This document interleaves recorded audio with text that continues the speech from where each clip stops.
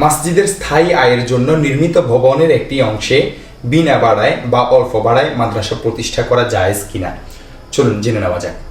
মসজিদের আয়ের উদ্দেশ্যে নির্মিত ভবনে মসজিদ কর্তৃপক্ষের জন্য মাদ্রাসা প্রতিষ্ঠা করা জায়েজ, কেননা কোরআনে মাজিদ শেখানো, দ্বীনি ইলম চর্চা মসজিদের মৌলিক উদ্দেশ্যবলী ও কার্যক্রমের অংশ।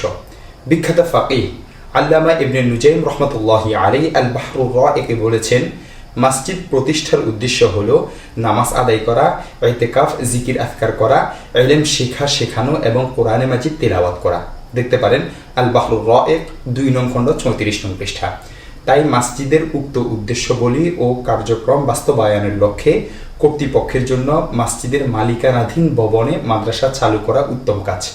আর মসজিদ ভিত্তিক এ ধরনের দ্বীনি মাদ্রাসা যেহেতু মসজিদেরই অঙ্গ প্রতিষ্ঠানের ন্যায়, তাই মাদ্রাসার আর্থিক অসচ্ছলতার কারণে মাদ্রাসা থেকে ভাড়া না নেওয়া এটি অন্যায় হবে না। অনুরূপ মাদ্রাসা থেকে তুলনামূলক কম ভাড়া নেওয়াও অবৈধ নয়। মাদ্রাসার ভাড়া অন্যতলার ভাড়ার সাথে সামঞ্জস্য রেখেই নিতে হবে, তা কর্তৃপক্ষের জন্য আবশ্যক নয়। অর্থাৎ এক্ষেত্রে কম ভাড়া নেওয়া দোষণীয় নয়, বরং ভাড়া কম নেওয়ার অর্থ হবে মসজিদ তার জায়গা ব্যবহারের অনুমতি দিয়ে মাদ্রাসাকে সহযোগিতা করছে, যা মসজিদেরই উদ্দেশ্যের অন্তর্ভুক্ত।